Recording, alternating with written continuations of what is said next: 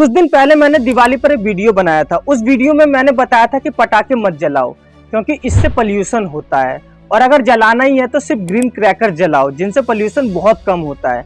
क्योंकि मेरे वीडियो बनाने का पर्पस बस इतना था कि हमारी दिवाली हमारे और हमारे पर्यावरण दोनों के लिए सेफ हो। पर शायद मैं ये भूल गया था कि इस देश में सच्चाई बोलना लोगों की भावनाओं से मुकाबला करने जैसा है।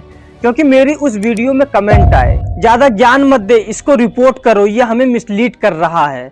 और कई लोग तो सीधा धर्म पर पहुंच गए, कहने लगे कि हिंदुओं के धर्म पर ही ज्ञान दे रहा है तो मुसलमानों के त्योहार बकरा ईद पर भी ज्ञान दे और क्रिसमस पर भी ज्ञान दे। किसी ने एक बार ये नहीं सोचा कि मैंने किसी के धर्म या किसी की आस्था पर बात नहीं की, बल्कि मैंने तो बस इतना बताया था कि किस तरह से हम अपनी दिवाली को सबके लिए सेफ बना सकते हैं। लेकिन फिर भी लोग इसे अपनी आस्था और धर्म से जोड़ने लगे। और तभी मेरे मन में ये सवाल आया, क्या सच या सही बोलना अब इस देश में गुनाह बन गया है?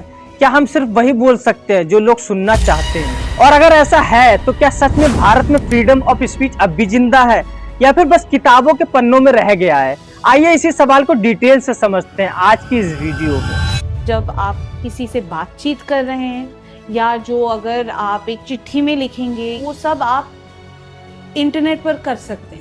ये हमारी रिस्पॉन्सिबिलिटी होती है कि हम बताएं कि नहीं, ये आप गलत, और हमें विजिलेंट होना है। भारत के संविधान के अनुच्छेद 19(1) के ए में हमें एक बहुत बड़ा अधिकार मिला है, अभिव्यक्ति की स्वतंत्रता, यानी freedom of speech and expression. इसका मतलब है कि हर नागरिक को अपनी राय रखने, बोलने, लिखने और अपने विचार खुले तौर पर व्यक्त करने का अधिकार है।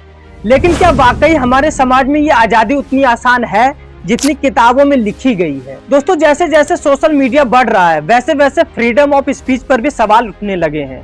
कोई कुछ बोलता है तो लोग उसे देशद्रोही कह देते हैं, और कोई सच बताता है तो लोग कह देते हैं ये हमारी संस्कृति, हमारे धर्म के खिलाफ बोल रहा है।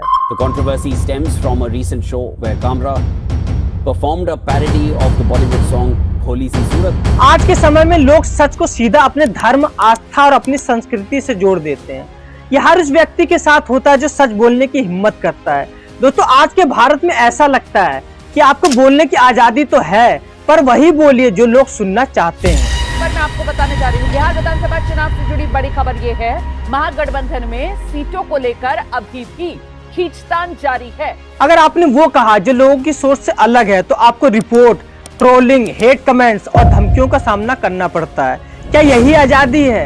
क्या यही फ्रीडम ऑफ स्पीच है? दोस्तों, संविधान के अनुच्छेद 19(1) के ए में हमें अपने विचारों को स्वतंत्र रूप से व्यक्त करने का अधिकार है, लेकिन इसी अधिकार के साथ कुछ शर्तें भी दी गई हैं। यानी तुम ऐसी बात नहीं कह सकते हो जो नफरत फैलाए या देश की एकता को तोड़े। यानी आपको सच और सही बोलने का अधिकार है, पर इसका मतलब ये नहीं है कि आप कुछ भी बोल सकते हैं जो गलत है या किसी की भावना को ठेस पहुंचाए या देश की एकता या समाज की आस्था, धर्म, संस्कृति, विश्वास पर सवाल उठाए, क्योंकि ये अधिकार और संविधान के खिलाफ है। आप सच खुलकर बोलिए, अपने विचार सबके सामने रखिए, किसी पर भी सवाल उठाइए, किसी भी मुद्दे पर अपनी राय दीजिए, लेकिन ये तभी कीजिए जब आपकी बात सही और सच हो। जिस बात या विचार का कोई नेगेटिव इफेक्ट देश, समाज या जनता की भावनाओं पर ना पड़े तो उसी बात या विचार को सही या सच कहा जाता है। और आज सवाल ये है, क्या वो इंसान जो आपकी बात से सहमत नहीं है या उसके विचार आपके विचार से मेल नहीं खाते, तो क्या वो इंसान देशद्रोही है? दोस्तों, ऐसे सैकड़ों मामले हैं जहां सच बोलने वाले लोगों को सजा मिली है। गौरी लंकेश एक जानी मानी पत्रकार जिन्होंने कट्टरपंथ और राजनीति पर सवाल उठाए, उसके बाद 2017 में उनकी हत्या कर दी गई। कन्नन गोपीनाथन एक IAS ऑफिसर जिन्होंने कश्मीर में मानव अधिकारों पर चिंता जताई तो उन्हें नौकरी छोड़नी पड़ी। स्टूडेंट्स और एक्टिविटीज जो CAA यानी किसानों के मुद्दे पर बोले तो उन्हें देशद्रोही तक कह दिया गया। यानी अगर आप सिस्टम या ज्यादा लोगों की सोच से थोड़ा भी अलग बोले तो आपके खिलाफ माहौल तैयार कर दिया जाता है। हम सोचते हैं कि सोशल मीडिया ने हमें आवाज दी है, लेकिन असल में ये आवाज भी अब डर में घिरी है। आज अगर कोई यूट्यूबर, जर्नलिस्ट या स्टूडेंट भी सच बोलता है तो उस पर भी ऑनलाइन एब्यूज, मास रिपोर्टिंग और ट्रोल अटैक शुरू हो जाते हैं। भारत में 2024 के आंकड़ों के मुताबिक हर महीने 10,000 से ज्यादा social media reports hate speech और फेक न्यूज के नाम पर की जाती है। लेकिन क्या सच बोलना भी अब फेक न्यूज कहलाने लगा?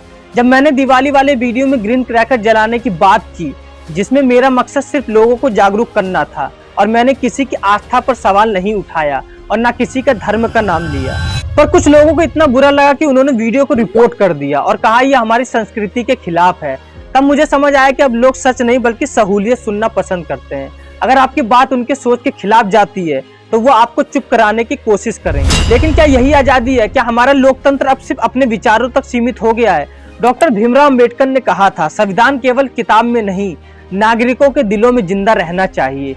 अगर हर व्यक्ति ये मान ले कि दूसरे को भी अपनी राय रखने का हक है तो शायद हमारा समाज सच में आजाद कहलाएगा। आज बोलने की आजादी कागज पर तो है, पर असल में हमें डर सिखाया जा रहा है। बोलो लेकिन वही जो सबको अच्छा लगे, और यही डर धीरे धीरे हमारे समाज को खोखला करता जा रहा है। अगर गांधी जी उस वक्त डर जाते तो शायद भारत आजाद नहीं होता। अगर भगत सिंह सच कहने से डरते तो आज हम लोकतंत्र का मतलब भी नहीं जानते। इसलिए जरूरी है कि हम सच बोलने की हिम्मत रखें, पर सम्मान और तर्क के साथ, क्योंकि जब सच मरता है तो लोकतंत्र भी धीरे धीरे मरने लगता है।